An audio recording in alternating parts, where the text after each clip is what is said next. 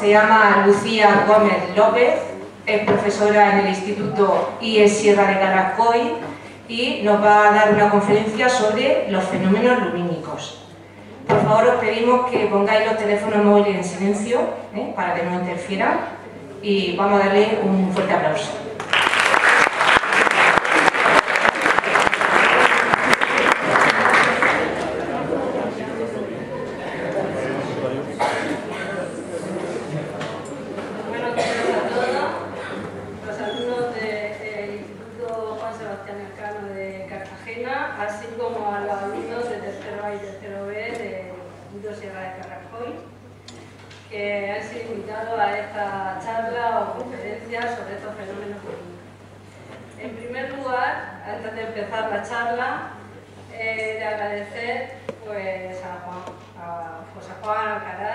Su entusiasmo que ha demostrado en todo momento por este tema, desde el momento en que se lo propuse para la cuarta jornada de conocimiento que este año trata sobre la temática de la luz.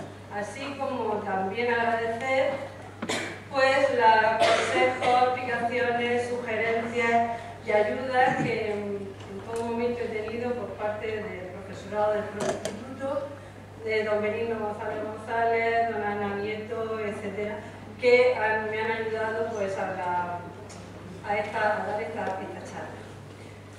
También agradecer la ayuda y colaboración que en las cuartas jornadas de conocimiento han tenido los alumnos de primero de Ciencias Sociales, Zaira García, Juan José Martínez, María Victoria Guerrero y Nerea Peñalver. Bueno, y una vez dicho ya todos los agradecimientos, comenzamos a ver este tema sobre los fenómenos lumínicos en la naturaleza. En primer lugar, vamos a dar ciertas explicaciones sobre la estrella más importante para nosotros dentro del sistema solar, que es el Sol, y después explicaremos cómo el Sol condiciona otros fenómenos lumínicos en la naturaleza, como son las auroras polares, los rayos y tormentas, los rayos y relámpagos y también, por último, el arco iris. Bueno, pues espero que os guste. Empezamos.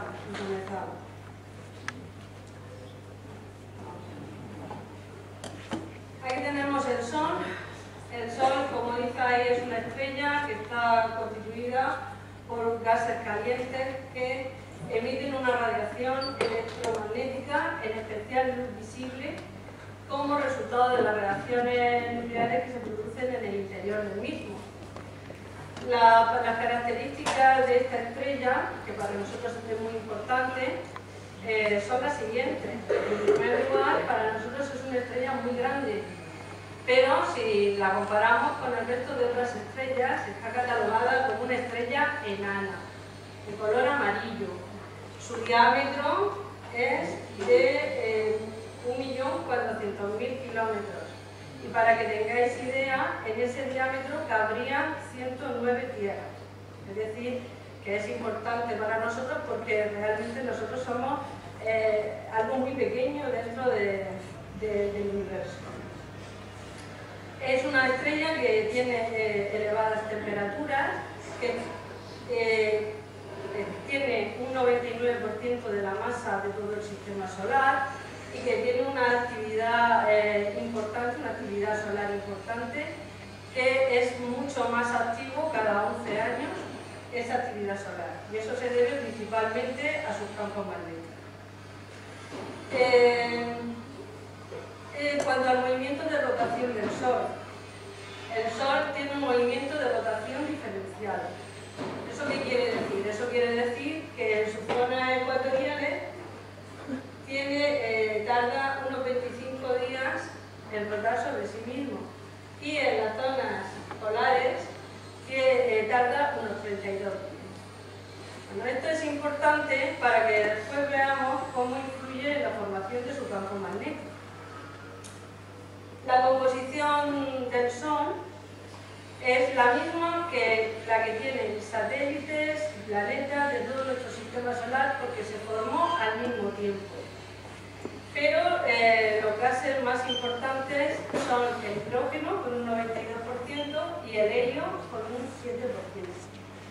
Existen otros gases, el carbono, el nitrógeno, el oxígeno, que lo tienen en pequeñas proporciones. Vamos a ver en esta diapositiva la estructura del Sol. Como vemos, la estructura del Sol se ve que está formado por diversas capas. Desde dentro hacia afuera podemos distinguir en el número 1 el núcleo, que es donde se producen esas reacciones nucleares, donde se produce la energía. Las temperaturas son de 14 millones de grados y allí las temperaturas y las presiones son tan altas que las moléculas de hidrógeno se convierten en helio. Y de allí también salen unas partículas muy energéticas que son las denominadas fotones. Esas partículas son muy pequeñitas, pero son muy energéticas y están continuamente queriendo salir del Sol. ¿A dónde van esos fotones? Pues esos fotones van al número 2, que es la zona radiactiva o radiante. Y quieren salir del Sol para iniciar un viaje que puede durar hasta unos 100.000 años. La zona 3, la zona del número 3, la zona convectiva. Esa zona convectiva está formada por unas celdas por donde los gases tan calientes ascienden, se enfrían, ascienden hacia la corteza del Sol, se enfrían y vuelven a descender. Y vemos aquí que en esta zona que está por debajo, en la base de todas esas celdas, por donde suben, ascienden y descienden esos gases que son tan calientes, hay una pequeña zona, la tacoclina, que se llama, donde al parecer en esa zona es donde tiene su origen los campos magnéticos del Sol. Esa zona, la tacoclina, junto con el movimiento rotatorio diferenciado que tiene el Sol, es lo que produce esos campos magnéticos tan gigantescos y tan extensos que tiene el Sol. Porque los campos magnéticos llegan hasta el último planeta de nuestro sistema solar y tiene una intensidad de unos 3.000 Gauss. Si lo comparamos con el campo magnético de la Tierra, que tiene medio Gauss, os podréis dar una idea de cuál es la intensidad que tiene la atracción ese efecto. También los campos magnéticos son los que van a hacer, parece ser que tienen, son los que influyen en la formación de las manchas solares, en el aumento de las temperaturas en la capa gaseosa del Sol, que es extraordinaria, en las llamadas protuberancias y sobre todo en la formación de esas tormentas solares que dan lugar a la salida de gran parte de la masa solar. Vemos aquí que la parte, el número 4, sería la que se refiere a la capa externa del Sol, llamada fotosfera. Fijaros que la superficie de esa fotosfera es granulosa. Esos gránulos son esos gases incandescentes que llegan desde el núcleo hacia la corteza. Es como si nosotros pusiéramos una olla a hervir con avena y empezar a hacer borbotones en el agua. Pues igual ocurre con la corteza del Sol. Y vemos también esas manchas solares, que ahí las vemos muy pequeñitas. Bueno, pues algunas de estas manchas tienen un diámetro de hasta 50.000 kilómetros. Esas manchas que, como ya he dicho, se deben a los campos magnéticos, tienen unas zonas oscuras llamadas umbras, otras menos oscuras llamadas penumbra, y si la fotosfera tiene una temperatura de unos 6.000 grados, las manchas tienen 1.000 o 2.000 grados menos que la fotosfera. También existen zonas brillantes en el Sol, en la zona de la corteza, se llaman faros. Bueno, pues una vez visto ya el Sol, nos vamos a la atmósfera gaseosa del Sol. La atmósfera gaseosa del Sol está constituida por la cromosfera y por la corona. Y son unas capas formadas de unos gases muy calientes. La atmósfera del Sol es una atmósfera que puede alcanzar medio millón de grados. Claro que la fotosfera solamente tenía 6.000 grados y la parte gaseosa tiene medio millón. Los físicos se han preguntado de por qué la atmósfera, estando mucho más lejos del núcleo, es mucho más caliente que la propia fotosfera. Y parece ser que las muchas explicaciones es que debido a esos campos magnéticos, cuando los filamentos del campo magnético se reconexionan entre sí, se produce una mayor actividad una mayor actividad solar que cuando los filamentos están más separados, en donde la actividad es mucho menor. Bien, y por último, deciros que existen también las llamadas protuberancias. Estas protuberancias son arcos de cientos de miles de kilómetros formados por un plasma más frío y más denso que el plasma que lo rodea, que es el plasma corona. Bien, desde la corona le hemos dicho que el Sol, cuando hay tormentas solares, cuando hay una gran actividad, emite hacia el espacio una gran cantidad de la masa, de esa masa, que posteriormente será llevada por el viento solar y después veremos cómo da lugar a la formación de las estrellas solares. La luz solar. Bueno, la luz solar, la luz es materia, tenemos que saber que es materia y energía, y que tiene una naturaleza ondulatoria. Nos proporciona unos 120 vatios por metro cuadrado y la luz llega a nosotros 8 minutos y 19 segundos desde que salió del Sol. La velocidad de la luz ya la sabemos, 300.000 kilómetros por segundo, y la distancia que hay entre la Tierra y el Sol es de 146 millones de kilómetros. ¿Por qué es importante la luz del Sol? La luz del Sol es importante porque gracias a ella se puede realizar la fotosíntesis, porque gracias a ella obtenemos la mayor parte de la energía, y también porque nos da una gran cantidad de iluminación, de flujo lumínico. Aquí nos dice que nos da 93 lúmenes. El lumen es una medida, para que vosotros lo tengáis en cuenta, el lumen es una medida que mide el flujo lumínico que nosotros percibimos. Entonces, por cada vatio recibimos 93 lúmenes. Hay un aparato que puede grabar la luz, que es la luz solar, que es el heliografo.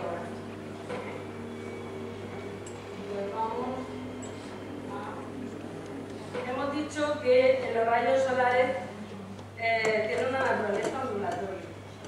Bien, en función de la longitud de onda de los rayos, podemos distinguir, los más importantes son los rayos ultravioletas, la luz visible y los rayos infrarrojos. Los rayos ultravioletas son los que tienen una longitud de onda desde los 150 a los 400 nanómetros. La luz visible es la que va de 400 a 700 y los rayos infrarrojos son superiores a 700 nanómetros. Como veis aquí, los rayos ultravioletas no todos llegan a la superficie terrestre. Los del grupo B y C no llegan porque son muy dañinos, entonces son absorbidos antes de llegar por la propia atmósfera. Los del grupo A llegan a la superficie terrestre. Entonces, esos no son dañinos para nuestro ADN y además se utilizan para curar lesiones de carácter cutáneo, es decir, lesiones de la piel. La luz blanca, la que nosotros percibimos, se puede descomponer, la luz blanca se puede descomponer en 7 colores, del rojo al violeta, y cada uno de ellos tiene una longitud de onda diferente y una velocidad también distinta. Y en cuanto, por último, a lo referente a los rayos infrarrojos, pues son los rayos que tampoco percibimos nosotros, pero que nos llegan a la Tierra en forma de calor. Bueno, pues una vez explicados los rayos más importantes, vamos a ver los descubridores de estos rayos, tanto los rayos infrarrojos como los rayos ultravioletas. Aquí a la izquierda tenéis a Friedrich Wilhelm Herschel, que fue un astrónomo alemán que vivió gran parte de su vida en Inglaterra y que descubrió la posibilidad de la dispersión de la luz blanca en los 7 colores y midió con un termómetro la temperatura de cada uno de esos colores, hasta que puso el termómetro más allá del rojo y vio que la temperatura ahora era superior a la que tenía el color rojo. Por lo tanto, los físicos le dieron a esos rayos que no se veían, por eso percibían el nombre de calor. Y en la parte derecha tenemos a Johann Müller Richter, también alemán, un médico alemán, que descubrió los rayos ultravioletas. Los rayos ultravioletas los descubrió porque puso cloruro argéntico en cada uno de los colores del rojo al violeta y vio cómo el cloruro se iba ennegreciendo cada vez más del rojo al violeta y además de forma más rápida.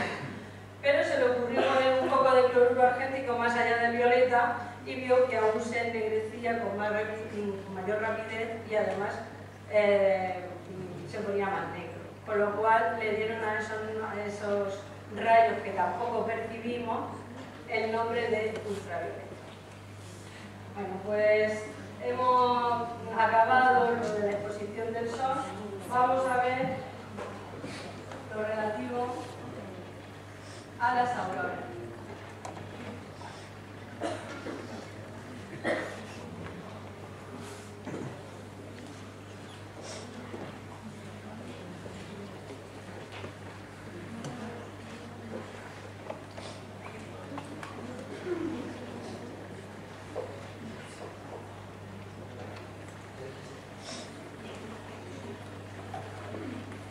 Bueno, vamos a ver las auroras, cómo se forman, cómo se originan estos brillos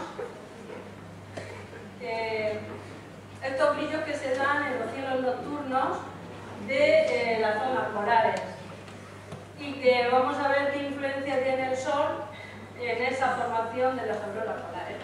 Los periodos más frecuentes de la aparición de estos fenómenos son en los meses de marzo y abril y de septiembre a octubre, y la localización se da en el hemisferio norte, en toda la zona correspondiente a las zonas excepcionales de Canadá, Alaska, Groenlandia, Islandia, países nórdicos, Siberia, Rusia, etc. Y en la zona del hemisferio sur se da principalmente en la Antártida. Bueno, aquí os he puesto una fotografía referida a los campos magnéticos de la Tierra, que va a tener mucha influencia en esta formación de las auroras polares. Vemos aquí cómo el polo norte y el polo sur no coinciden con el polo magnético de la Tierra, sino que hay una desviación de los mismos. Y cómo se va formando ese campo magnético. El campo magnético de la Tierra se forma debido a los polos magnéticos y porque dentro de la Tierra existe gran cantidad de hierro y níquel, y que junto con el movimiento de rotación de la Tierra pues, produce estos campos magnéticos que tan importantes van a ser para la propia vida de nuestro planeta, como ahora vamos a ver.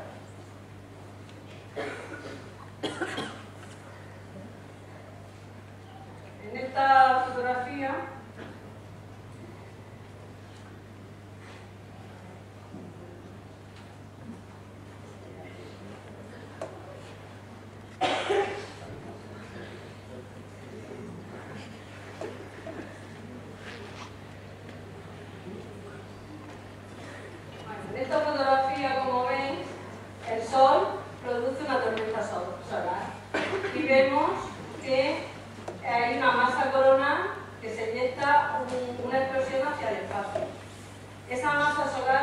del Sol va a ser transportada por el viento solar. Ese viento solar lleva una velocidad media de unos 450 kilómetros por segundo. Y esa masa está compuesta principalmente por un plasma de protones y de electrones muy energéticos que bombardean todo lo que encuentran a su paso por el espacio. Pero, ¿qué ocurre cuando llegan a la Tierra?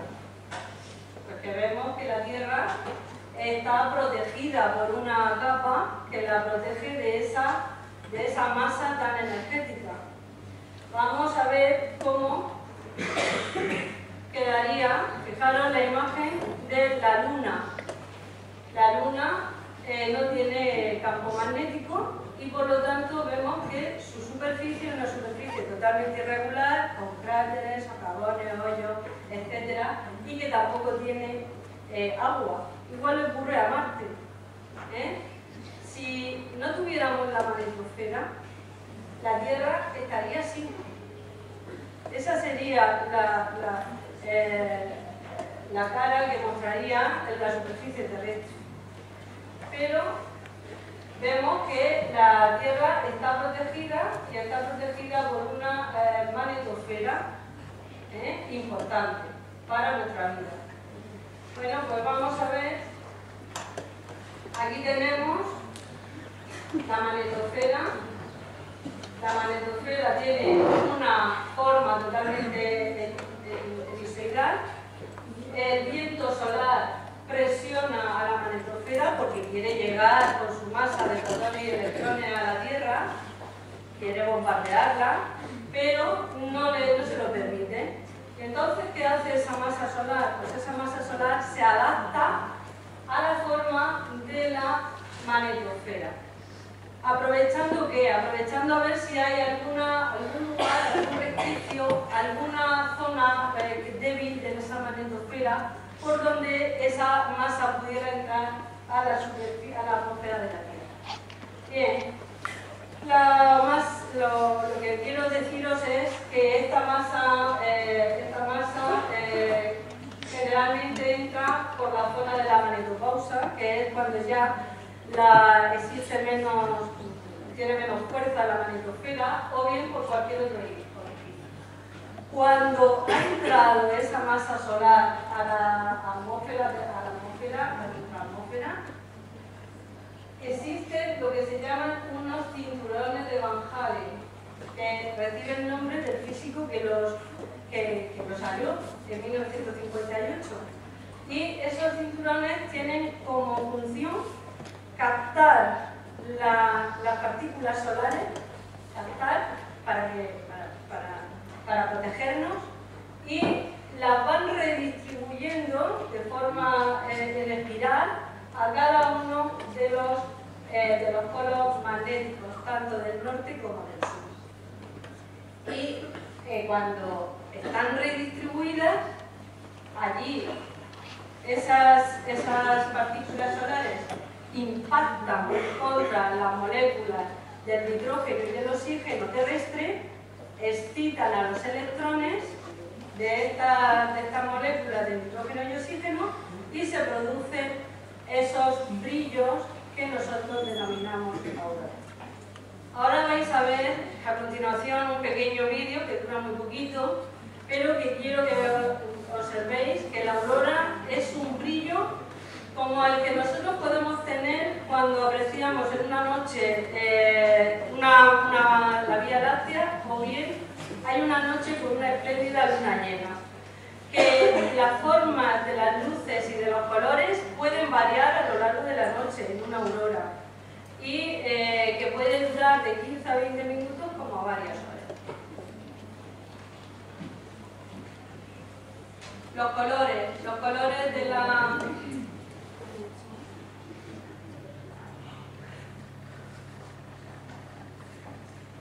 Los colores son rojos y verdes, porque las moléculas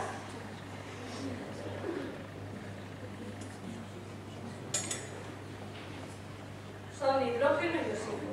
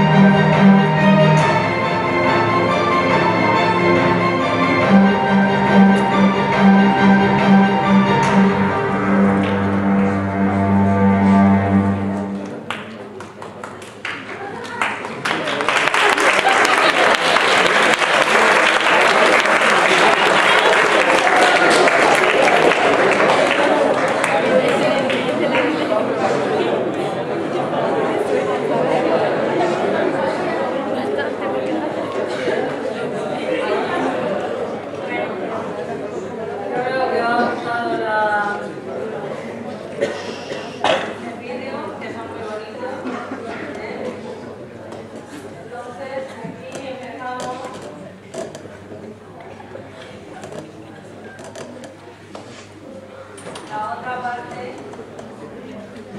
correspondiente a otro fenómeno lumínico que es que nosotros estamos más acostumbrados, entre comillas, a ver, que son los rayos y tormentas. Digo entre comillas porque no es una zona, la nuestra, donde llueva mucho. Hay grandísimas zonas del mundo, las zonas intertropicales y sobre todo la zona del lago Maracaibo en Venezuela, donde sí que hay unas grandes tormentas de carácter eléctrico. Bien, empezamos por decir lo que es el rayo, para ir diferenciándolo de lo que es un relámpago. El rayo nos dice ahí que es una descarga electrostática de la atmósfera que se da entre la nube y la superficie terrestre, cuando la diferencia del potencial eléctrico es de unos 30.000 voltios entre dos puntos y se origina una ruptura dieléctrica del aire. Bueno, ¿qué quiere decir la palabra dieléctrica? Que algunos dirán, ¿qué es eso? Bueno, nos quiere decir que el aire es un mal conductor de la electricidad. Pero a pesar de que es un mal conductor de la electricidad, la fuerza, la intensidad que tiene el rayo permite descargar esa acumulación de energía que se va a dar en la nube. Y el relámpago pues son los rayos que se producen también dentro de la nube, pero que nunca descarga hacia la superficie terrestre y que puede darse dentro de la misma nube o bien, como veis ahí, de nube a nube. Este relámpago siempre va acompañado pues, de un resplandor vivísimo e instantáneo que todos ya hemos visto en algún momento. Bueno, la persona que supuso que existía electricidad en las nubes fue Benjamin Franklin, que en 1752 se hizo el experimento de la cometa. A esa cometa le unió un alambre y a ese alambre un trozo de lienzo, de tela, y en un momento en donde había tormenta la lanzó y cogiendo unas pinzas o tenazas vio cómo saltaban chispas y ahí se verificó un poco que la suposición que él tenía de que realmente las nubes tenían electricidad, pues ahí se comprobó. Eso le sirvió posteriormente para que intentara el pararrayos, como se pudo saber. Bueno, antes hemos hablado de las auroras polares, de que la Tierra tiene un campo magnético. Bueno, pues también ahora os tengo que decir que la Tierra tiene un campo eléctrico. Un campo eléctrico que en esta fotografía veis que pone corriente de buen tiempo. Es una zona de buen tiempo en donde existe un equilibrio electrostático porque las cargas positivas se encuentran situadas en la alta atmósfera y las cargas negativas se encuentran situadas en la baja atmósfera. Veis aquí que pone que presenta un campo eléctrico de 125 voltios por metro. Mientras que en esta otra zona de la diapositiva o de la fotografía vemos una nube de tormenta llamada cumulonimbo, como ahora veremos, y aquí se produce un hecho, y es que en algunos lugares, de forma natural, pues hay una carga de electricidad. Se produce esa nube, y esa nube, en esos lugares donde hay esa inestabilidad, puede aumentar el campo eléctrico a 10.000 voltios por metro. Entonces, ¿la nube qué función tiene? La nube tiene una función de descarga de esa electricidad, que la tiene de más, produciendo los rayos y los relámpagos y volviendo de nuevo a equilibrar el campo eléctrico. Bien. Aquí tenemos la fotografía de un cumulonimbo. Un cumulonimbo es una nube grande que tiene una gran verticalidad, que se forma de una forma a veces repentina, y que dentro de la nube se producen fenómenos de carácter eléctrico que dan lugar pues, a los relámpagos y a los rayos. Bueno, ¿cómo se producen estos rayos y estos relámpagos? Es lo que nosotros queremos saber. Primero, el inicio es el ciclo del agua. Todos sabemos lo que es el ciclo del agua. El sol calienta la superficie terrestre, absorbe el agua que contiene la transforma en vapor de agua, ese vapor de agua sube a la alta atmósfera, se enfría y en un momento determinado se produce la condensación, transformándose de nuevo en gotitas de agua o bien en copos de nieve que precipitan. Pero vamos a ver ahora, de forma lo más sencilla posible, cómo a veces se producen esos rayos y esos relámpagos. ¿Veis aquí cómo dentro de la propia nube pueden coexistir partículas de polvo, pueden coexistir con ellas también el agua en los tres estados, es decir, partículas de hielo o cristales de hielo, granizo blando, gotitas de agua e incluso vapor de agua. Y dentro de la propia nube todas estas partículas están colisionando y friccionando entre sí. Es decir, están continuamente moviéndose y friccionándose. Pero llega un momento en el que el granizo blando tiene bastante influencia en ello, aparece en la nube a una altura de unos 6 kilómetros y a una temperatura de unos 15 grados bajo cero, se produce una polarización, es decir, estas partículas se van cargando positiva o negativa. Si se cargan por debajo de menos 15 grados, pues las partículas se cargan de forma negativa y si lo hacen por encima, se cargan de forma positiva. Pero ya tenemos las cargas, ya tenemos esas partículas cargadas. Ahora vemos que en la nube, aquí vemos que en la nube, la cima de la nube, se han establecido las cargas positivas y en la zona baja de la nube las cargas negativas. ¿Cómo ha ocurrido eso? Pues ha ocurrido por unas corrientes ascendentes y por el efecto de la gravedad, que han dado lugar a esa distribución de las cargas. Esto es importante porque los electrones de la parte baja de la nube, estos electrones repulsan a los electrones de la superficie terrestre. Los repulsan y se quedan en la zona de la superficie terrestre las cargas positivas. Esto va a ser importante para que después se produzcan rayos. Pero ya tenemos las cargas distribuidas en la nube. Pero, ¿cómo se va a producir la chispa? Porque la chispa tiene que nacer dentro de la nube. Bueno, pues se produce debido a la ionización o al aumento de esa potencia eléctrica dentro de la nube. Pero esa potencia eléctrica dentro de la nube no se sabe muy bien cómo se produce. No se sabe muy bien cómo se produce ese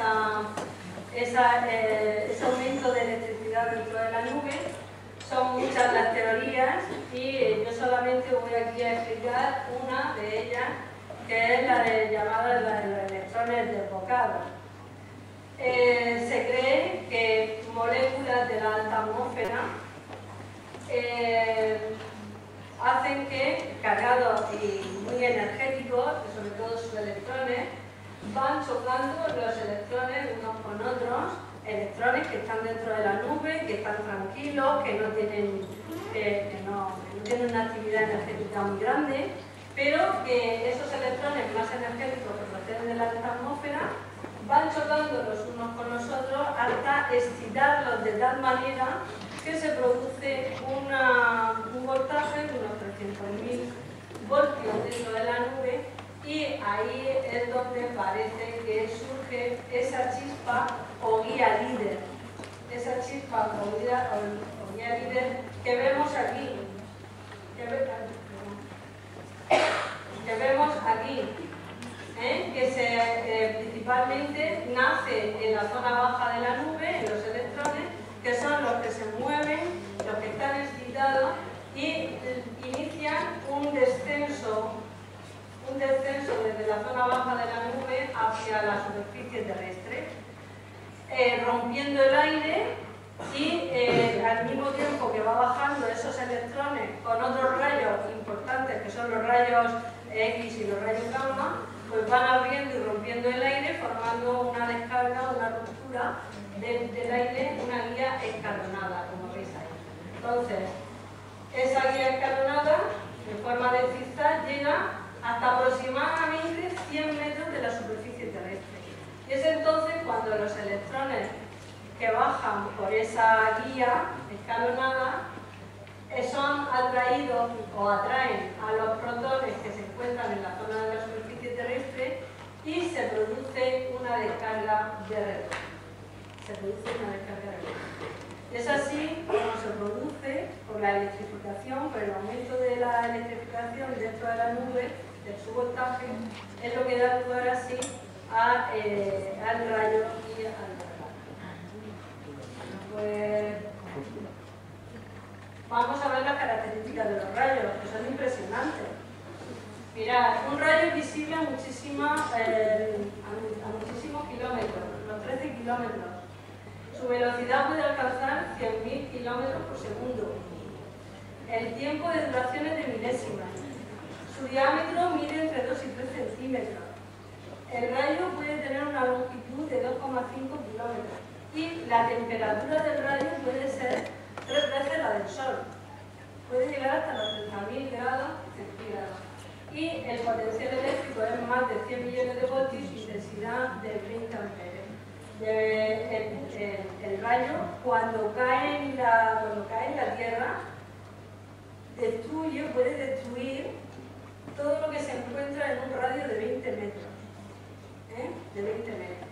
Entonces, vemos aquí, pues esto es lo que ha hecho un rayo al caer. Ha convertido un suelo en una roca llamada fulgurita, y veis ahí cómo por aquí se ha metido el rayo y debido a sus altísimas temperaturas ha cristalizado toda esa roca. Bueno, clasificación de los rayos. Entramos en un tema que han estudiado mucho los anglosajones, porque les gusta mucho saber las clasificaciones y los tipos de rayos, y vemos que se puede ver de nube a cielo, que son los relámpagos ascendentes, los duendes, los elfos, los chorros de azules. Son otros fenómenos lumínicos que van unidos a las nubes de tormenta, pero que nosotros no los percibimos, no los podemos percibir porque se dan a gran altitud. De nube a tierra, como vemos aquí, son los rayos, las intranubes, que es lo que se da el relámpago y el rayo, y las internubes, que se dan solo los relámpagos. Pasamos, veamos aquí la forma de los rayos. Ya os digo que estos lo han estudiado mucho los anglosajones, que se ve que les gusta mucho observar. Aquí tenemos los rayos en zigzag, los rayos en cinta, los relámpagos en sábana, los rayos en collar y la bola de fuego. La bola de fuego. Y fijaros aquí el rayo caliente. Esto se da en lugares donde las tormentas eléctricas son muy grandes y con mucha intensidad. Otro fenómeno lumínico. Fijaros que son los llamados fuegos de San Telmo. Cuando antiguamente los marineros iban en barcos con grandes mástiles y que acababan en punta y pasaban por lugares donde había tormenta y había una inestabilidad, veían cómo desde lo alto de estos mástiles se oían ellos chasquidos o brillos o chispas que ellos intuían que eran como fuego, pero en realidad no era fuego. Era un fuego aparente, pero no era realmente fuego. Y eso se debe a esa inestabilidad de la propia atmósfera. Tenemos ahora los efectos luminosos transitorios, que son efectos que van unidos a las nubes de tormenta, pero que nosotros no los podemos percibir porque ya os he dicho antes que se producen a gran altura. Además, son tan fugaces que a veces creemos que son ilusiones ópticas. Aquí tenemos los duendes. Fijaros, los duendes se forman por una descompensación de los electrones entre la ionosfera y la cima de la propia nube, y eso produce una serie de destellos de color rojo en su zona superior y de filamentos de color azulado en su parte inferior. No van solos, se producen en grupos, pero llevan una velocidad de 1600 km por segundo, duran unas milésimas, su duración, es decir, son muy difíciles, de ver. Aquí tenemos los chorros azules. Estos chorros azules también se han visto en una tormenta en Arkansas en el año 94.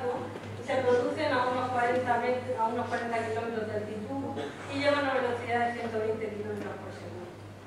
Y por último tenemos los elfos verdes, que veíamos aquí, que serán a unos 95 o 105 kilómetros de altitud, tienen una forma de donut y estos pueden medir su diámetro de cientos de kilómetros, esos elfos.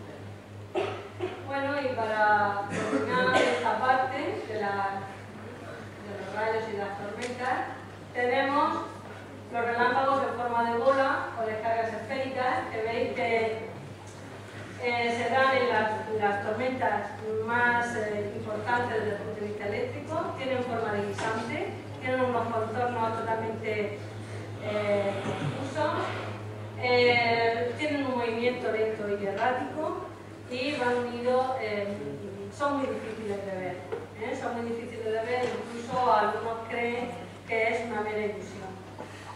Bueno, y para terminar esta charla, después de una tormenta, ¿qué es lo que viene?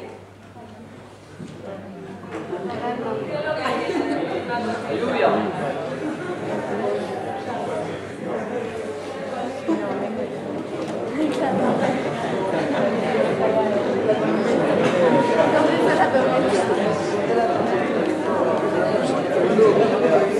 Pues después de una tormenta, lo que vemos normalmente es el arco iris, generalmente.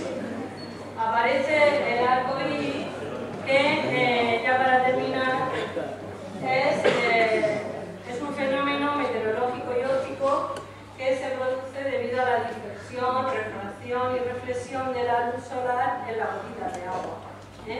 Entonces, vemos aquí cuáles son los colores. Todos sabemos cuáles son los colores del arco iris, que son 7, lo digo aquí para que veáis que aparece el rojo en el arco exterior, el violeta en el arco interno, y entre ellos pues está el naranja, el amarillo, el verde, el azul, el índigo y el violeta. La mayor o menor intensidad de los colores se debe principalmente a la forma y el tamaño de las gotas. Vamos a ver. Como es un fenómeno que ha asombrado a las personas y nos sigue asombrando, cuando vemos un arcoíris, mira dónde está el arcoíris, he visto un arcoíris, y todo el mundo se queda asombrado por el arcoíris. Bueno, pues desde la antigüedad también asombraron a los griegos, y entonces los griegos personificaron el arcoíris en una diosa llamada Iris, que era la que ponía en comunicación a la humanidad con los dioses que vivían en el Olimpo. Y aquí vemos la representación de la diosa Iris junto a Zeus, porque era también la diosa que le ofrecía la ambrosía, que era el néctar que le daba la inmortalidad a estos dioses. La primera persona que empezó a tratar estos temas de reflexión y refracción de la luz fue René Descartes, que en su obra de uso del método, ya hay escritos referidos a ello. No pudo descomponer la luz blanca y solamente sacó dos colores, el rojo y el azul. Tenemos que esperarnos a Isaac Newton, que sí que logró, y expuso su logro ante la Royal Society en 1667, de que pasando la luz blanca a través de un prisma, la descomponía en 7 colores, que para él resultaron ser los 7 colores puros. Pero no supo explicar el porqué del fenómeno. Y no lo sabía explicar porque no conocía que la luz tiene una naturaleza ondulatoria. Ahora en la actualmente sí que sabemos que la luz tiene una naturaleza ondulatoria, que cada uno de los colores en los que se descompone la luz blanca tiene una longitud de onda distinta, desde los 380 a los 750 nanómetros, y que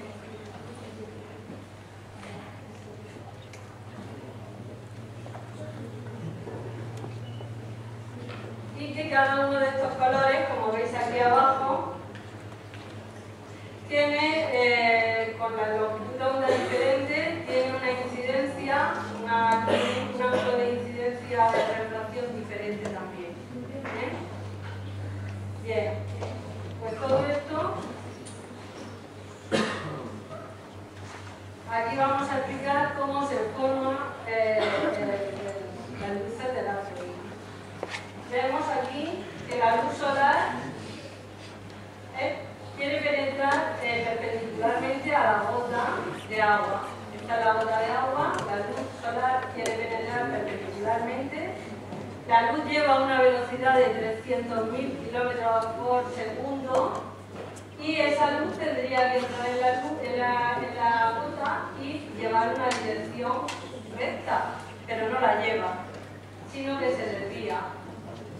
¿Y se desvía por qué? Se desvía porque la densidad dentro de la gota es mayor y eso hace que la velocidad de la luz se frene. Entonces, esa velocidad de la luz dentro de la gota es de 225.000 kilómetros por segundo. Esto es lo que denominamos refracción de la luz. Y esa luz quiere salir, pero tropieza con una superficie curva. Y al tropezar con esa superficie curva, la luz rebota y se refleja en la pared opuesta a la otra, saliendo parte de esa luz y formando el arco iris primario. Pero a veces la luz no sale completamente, sino que la luz queda, parte de esa luz queda también dentro de la propia gota y vuelve a rebotar de nuevo, a reflejarse de nuevo en la gota, formando un arco iris secundario. Por eso a veces vemos que hay un arco iris y a veces vemos un doble arco iris. Bueno, pues de esa manera, con millones de gotas, es lo que origina la formación de esos arcos iris. Veis que aquí, desde que llega la luz blanca hacia la gota y sale formando el color rojo, vemos que forman un ángulo de unos 42 grados. Bueno, condiciones para ver un arco iris. El otro día lo dijeron en el programa de la meteorología de la 1. Que haya sol, estamos aquí, que haya llovido o lo esté haciendo, y que el observador esté de espaldas al sol y que la mirada de este observador tenga, con respecto a los rayos, sea de 42 grados el ángulo de observación. Entonces, cuando nosotros estemos en esa situación, que nuestra mirada esté en relación con los rayos del sol en un ángulo de 42 grados, es por lo tanto cuando veremos ese arco iris. Bueno, hay otros tipos de arco iris. Aquí tenemos el arco iris doble. doble ya he explicado cómo surge. Vemos también que, fijaros, si el arco iris principal forma un ángulo de 42 grados, el arco iris secundario es de 52 grados. Siempre aparece por detrás del arco principal. Siempre aparece con colores más tenues, porque la potencia de la luz es menor. Y aparece como en un espejo. El rojo en el arco interno y el violeta en el arco externo.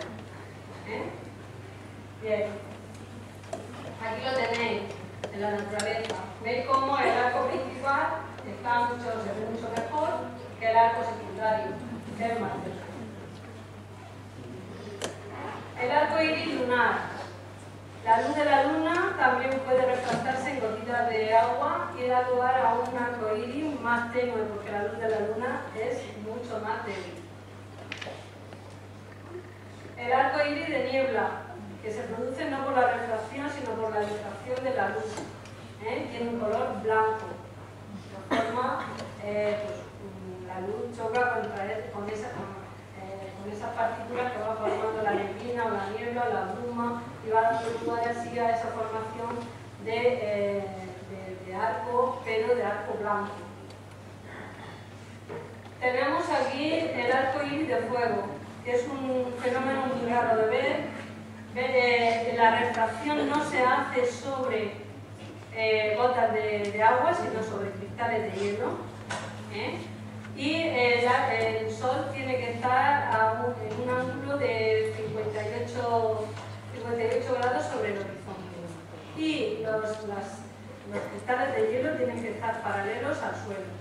Entonces vemos estos colores que aparecen de forma compacta, pero que son raros de ver. Son fenómenos raros de ver. Y por último, los otros fenómenos luminiscentes, tenemos aquí el parahelio, que se produce también cuando la luz refracta sobre cristales de hielo. Se produce, como veis, el Sol, un halo, y a 22 grados del Sol aparecen dos soles fantasmas. Dos soles fantasmas. Sobre el halo aparece un arco muy pálido, muy tenue, y por encima dos arcoíris encontrados. Que es lo que llaman el arco circuncenitral o arco de Bragg. Aquí tenemos, esto es la naturaleza.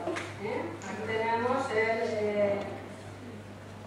pues los dos soles, el Sol, el halo. No se ve apenas ese arco tangencial que es muy pálido, y vemos este reflejo de distintos colores que se produce debido a esa reflexión. Aquí tenemos el halo solar, que también se produce por la refracción de la luz sobre cristales a 22 grados del Sol, se produce, tiene un color rojizo. Puede haber a veces doble halo también. Aquí aparece el halo lunar, que aparece también, surge también sobre todo en cuando las nubes son muy frías, llevan cristales de hielo, son nubes alargadas, deshilachadas, que son los cirros. Y por último, para terminar, el rayo verde, que es un fenómeno muy extraño que se produce cuando la luz, cuando el Sol se acaba de poner o acaba de levantarse, y es un efecto que hace la luz sobre la atmósfera, dando lugar a este pequeño rayito verde que es bastante raro de ver. Bueno, pues aquí acabo yo mi charla. Espero que